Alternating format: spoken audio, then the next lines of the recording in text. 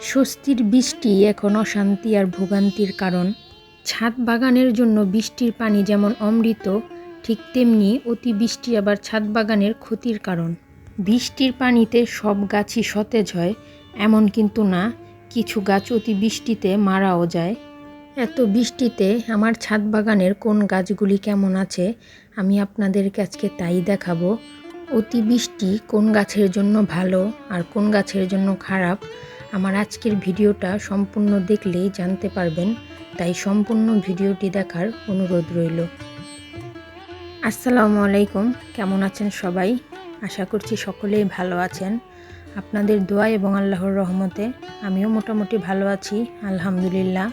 কয়েকদিন যাবতই কিন্তু প্রচুর বৃষ্টি হচ্ছে আর আমার ছাদ বাগানের কিছু গাছ ক্ষতি হয়েছে, তো ভাবলাম আজকে আপনাদেরকে দেখাই যে বৃষ্টিতে কোন গাছগুলি ভালো আছে আর কোন গাছগুলির খারাপ হয়েছে।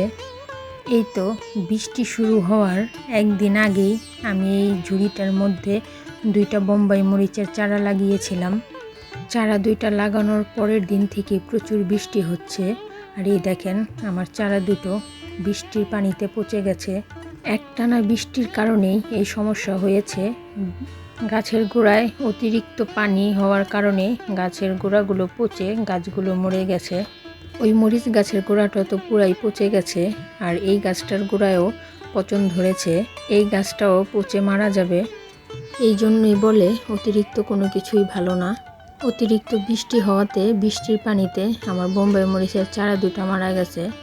আর এই যে এইখানে আমি কালো মরিচের চারা লাগিয়েছিলাম, তো এখান থেকেও একটা চারা পচে গেছে। জানি না আর একটা চারা বাঁচবে কিনা। এইরকমভাবে বৃষ্টি হতে থাকলে হয়তো এই চারাটাও মারা যাবে। আর এই যে আমার সিম গাছ, মাশাআল্লাহ এই সিম গাছটাতে কিন্তু প্রচুর পরিমাণের ফুল আসছে, কিন্তু অতি বৃষ্টিতে সিম ফুলগুলো পচে সব ঝরে যাচ্ছে। আর এইভাবে যদি বৃষ্টির পানিতে সিম গাছের ফুলগুলি পচে ঝরে যায় তাহলে কিন্তু আর ফলন ভালো পাবো না। এইভাবে সিম ফুলগুলো যদি বৃষ্টির পানিতে পচে ঝরে পড়ে যায় তাহলে কিন্তু আর সিম আসবে না এই সিম গাছটার মাঝে। আর এই যে শীতকালীন সবজি হিসেবে এখানে একটা লাউয়ের চারা লাগিয়েছি, তো লাউয়ের চারাটা লাগানোর পর থেকেই বৃষ্টি হচ্ছে, তো এই লাউয়ের চারাটার অবস্থাও খারাপ। নিচের দিকের পাতাগুলো পচে গেছে, জানি না বাঁচবে কিনা লাউয়ের চারাটা।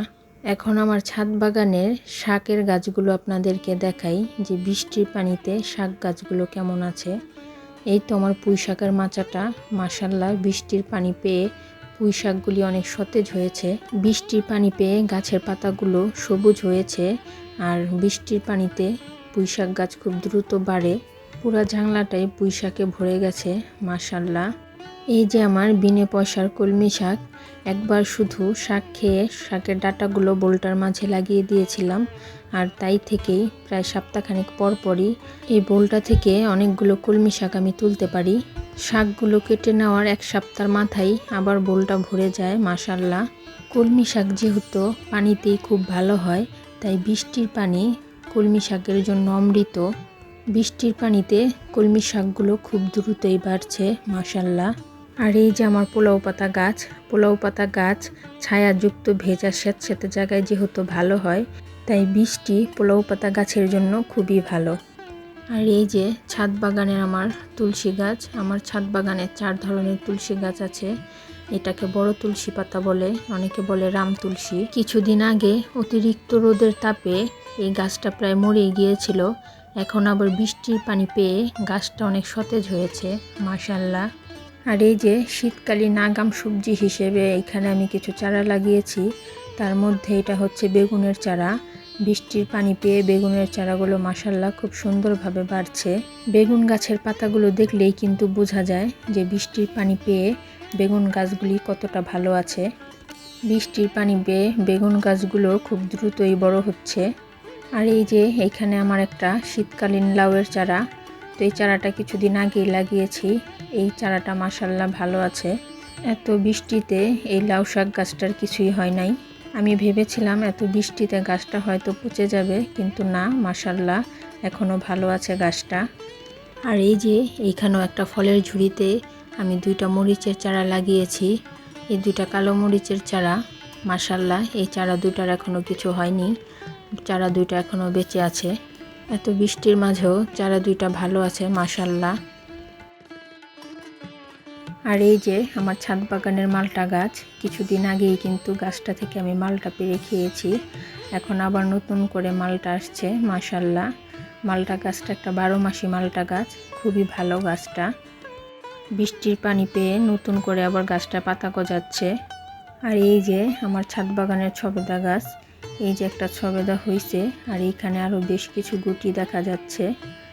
বৃষ্টির পানিতে ছবেদা গাছটারও তেমন কোনো ক্ষতি হয় নাই আলহামদুলিল্লাহ। আর এই যে আপনাদের কিছু ফুলের গাছ দেখাই আমার ছাদ বাগানের। এই যে বেলি ফুল গাছ, আমার সবচাইতে পছন্দের ফুল এটা।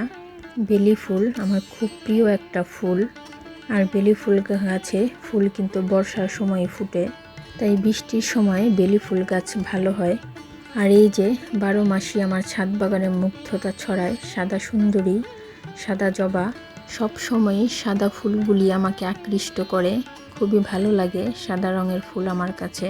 এই তো আমার ছাদ বাগানের কিছু গাছ আজকে আপনাদেরকে দেখালাম। এত বৃষ্টিতে আমার ছাদ বাগানের কোন গাছটা কেমন আছে তাই জানালাম আপনাদেরকে। তো আমার আজকের ভিডিও এই পর্যন্তই ছিল। আমার ভিডিওটি যদি আপনাদের কাছে ভালো লেগে থাকে, আমার চ্যানেলটিকে লাইক এবং সাবস্ক্রাইব করার অনুরোধ রইল। আমার সন্তান এবং পরিবারের জন্য দোয়া করবেন। আমিও দোয়া করি আল্লাহ তাআলা আপনাদের সবাইকে ভালো রাখুক, সুস্থ রাখুক। আল্লাহ হাফেজ।